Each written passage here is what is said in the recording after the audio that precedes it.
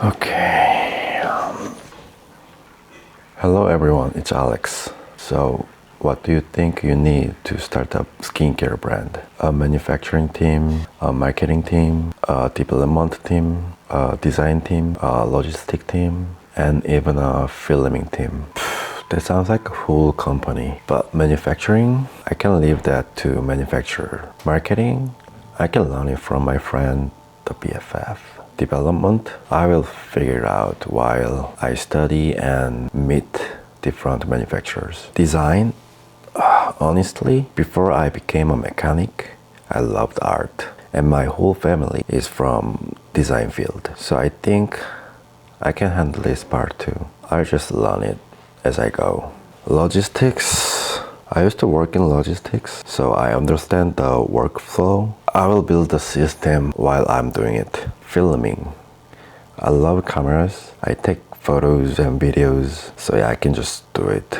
But can I really do all of this myself? Whatever. If I can't, I just outsource it later. The important thing is just start, right? So let's begin with manufacturing first. To have a meeting with manufacturers, I need to know what product I want to make. And as you guys know, I wanted to start with skincare. Everyone wants to be forever young, right? So I decided anti-aging skincare. Simple, universal category everyone cares about. So here's what I could do. 1. So I asked ChatGPT about the trends, ingredient, and new technology. And 2, I checked Amazon and social media and articles to see which K-beauty products are actually selling well. And I realized serum, ampoule, and creams are most popular. And skincare routine usually start with serum or ampoule. They are really similar, but I choose serum since it can be used every single day without worrying. So next step, 3. I went to Olive Young, which is a most famous cosmetic store in Korea, and I tested every serum to understand the texture, light texture and gel type, sticky, the fast absorbing, and everything. After that, I had a general idea, so I started contacting manufacturers. I contacted 5 companies through recommendations and online searches. I called or emailed them, and I always tried to be honest with them. So I told them that this is my first business, so I don't know much yet, but I want to create a skincare brand and I want to learn. So can we have a meeting? And within 2 weeks, I met 4 companies. The actual meetings were done in 3 days. Like one day, meeting at 10 a.m. and the other day, meeting at 10 a.m. and 3 p.m. And then I had a meeting at 10 a.m. When I was doing sales in logistics, I figured that the best time for meeting is around 10 to 11 a.m. or 3 to 4 p.m. Okay, so first company. Since it was my very first meeting, I couldn't film it at all. I was too focused and nervous, but I learned a lot. Export steps and certifications, current K-beauty trends, and their communication was nice and fast and professional. I really liked the meeting and the manager, but it was just only one meeting and I want to see other companies too. And the second company, I called them and I could feel that they were not interested in working with me since I'm a noob. But they sent me samples and I could tell the samples were not good.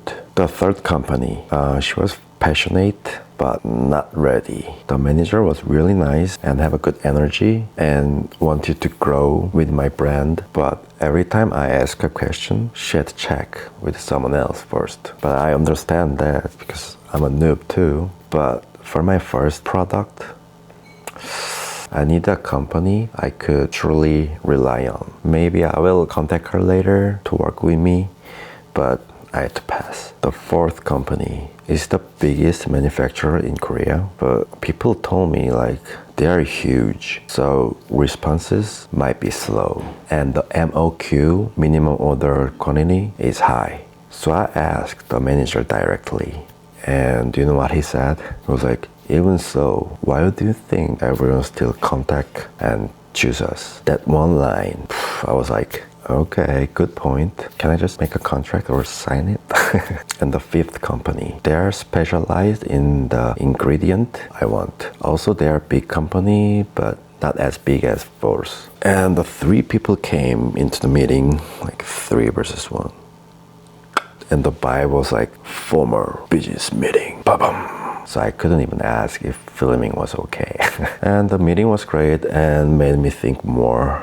After contacting all 5 companies, I narrowed it down to 4th and 5th. Oh, but the first company was great, fast communications, super kind, and very educated. But compared to 4th and 5th, the company scale was smaller, and since this is my first product and first business, I felt it wasn't the best choice for now. But later, when I have more experience and more products coming out, I really want to work with them one day. Okay, so 4th versus 5th, the biggest company in Korea, and the company specialized in ingredient that I want to.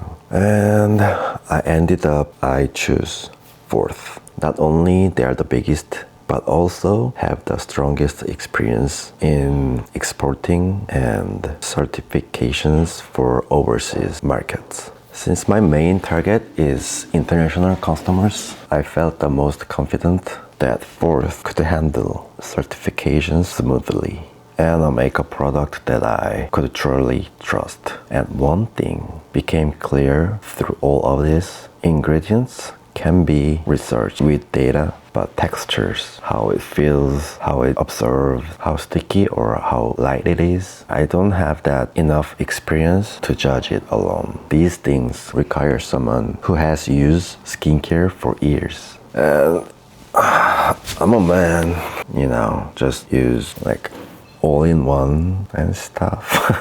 So I had to reach out to a friend who has been working in the cosmetic industry, and she agreed to help me out. So in this video, I shared how I contacted 5 manufacturers and how I narrowed it down and why I choose the company, the biggest one. Alright, thanks for watching, and if you're curious about how this journey goes, please subscribe. Peace.